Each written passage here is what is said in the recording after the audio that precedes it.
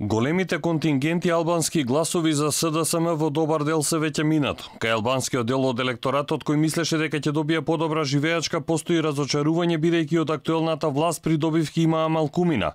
Смета политичкиот аналитичар Агим Јонус. Според него Заев ни одблизу не може да се надева на поддршката од етничките албанци како на претходните парламентарни избори. Многу помалку. Причината е повторно едноставна. Има луѓе кои што сметајки дека со тоа што ќе во албанскиот блок.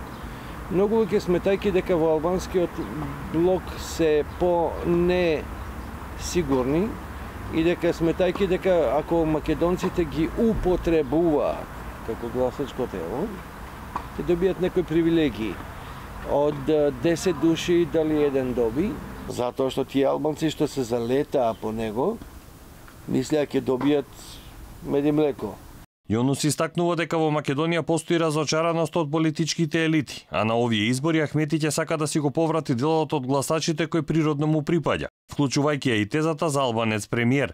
Етноцентризмот, како што вели тој, натаму е факт во Македонија. Токму затоа очекува дој политички да профитира. Концептот едно општество за сите според него не понудил нешто ново. Концептот едно општество за сите не е ништо повеќе од имплементирањето на рамковниот договор. Тој се уште не е комплетно имплементиран, меѓутоа и да се имплементира. Повторно ќе постат некои незадоволни души кои ќе речат дека ова не е тоа што го очекувале.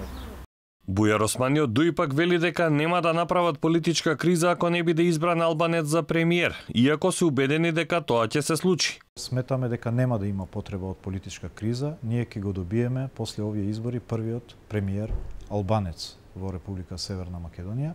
И во тука сум убеден и ова е добро обмислено и не го кажувам ова Зошто сте убеден? Договоривте веќе нешто со СДСМ или можеби со ВМРО? Без основа.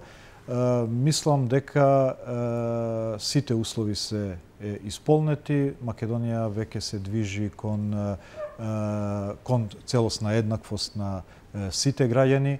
Доисто и на ставот дека албанец треба да ја предводи идната македонска влада. Заев и Мицкоски и опозицијата во албанскиот блок ја отфрлија оваа варијанта. Лидерот на СДСМ изјави дека Дуј нема да биде дел од идната влада која тој би ја формирал доколку условува со албанец премиер. Председателот на ВМРО ДПМН Мицкоски исто така истакна дека тој е шпицен кандидат за премиер.